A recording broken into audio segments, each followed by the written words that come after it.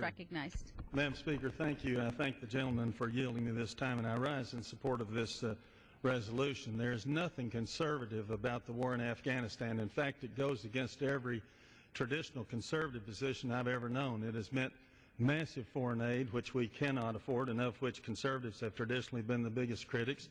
It's meant huge deficit spending shortly after the Congress has at a time the Congress has raised our national debt to over $14 trillion. Conservatives have traditionally been against huge deficit spending. Conservatives have been the biggest critics of the UN and biggest opponents to world government. And certainly the war in Afghanistan has gone right along with that. Fiscal conservatives should be the most horrified about the hundreds of billions that has been spent over there. This war has gone on for more than 8 years, at a time when the war in Iraq had gone on for a far shorter time than that. William F. Buckley, who opposed the war in Iraq, wrote this about that war. He said, "A respect for the power of the United States is engendered by our success in engagements in which we take part. A point is reached when tenacity conveys not steadfastness of purpose, but misapplication of pride." And he went on to say that if this war drags on, talking about the war in Iraq, he said, "Where there had been skepticism about our venture, there will be contempt." And all those words apply equally well to the war in Afghanistan. There is nothing conservative about the war in Afghanistan.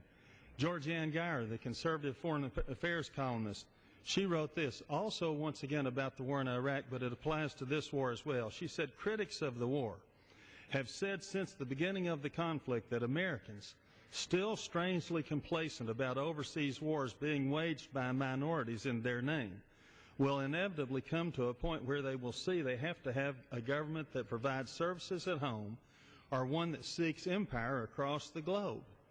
And we should remember, Madam Speaker, that even General Petraeus said we should never forget that Afghanistan has been known as the graveyard of empires.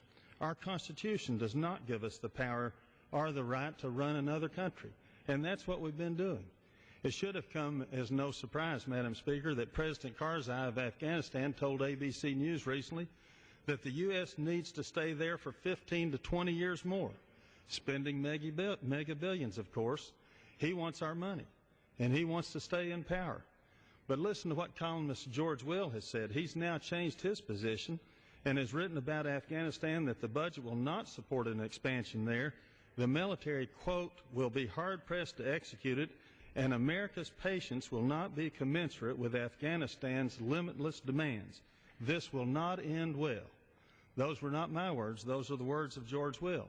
A very small but very powerful group called neoconservatives, who are really not conservative at all, have almost totally controlled U.S. foreign policy for many years.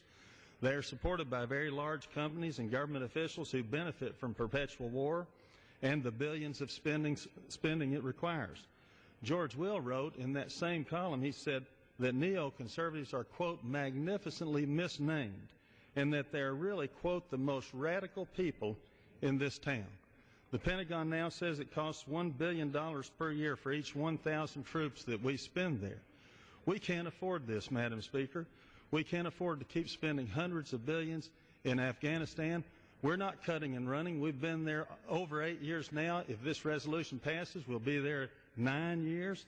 That is too long. It's not only enough, it's far too long. It's time to do the best thing we can do for our troops and bring our young men and women home and start putting Americans first once again. Thank you very much. Gentleman's time has expired. Who seeks recognition?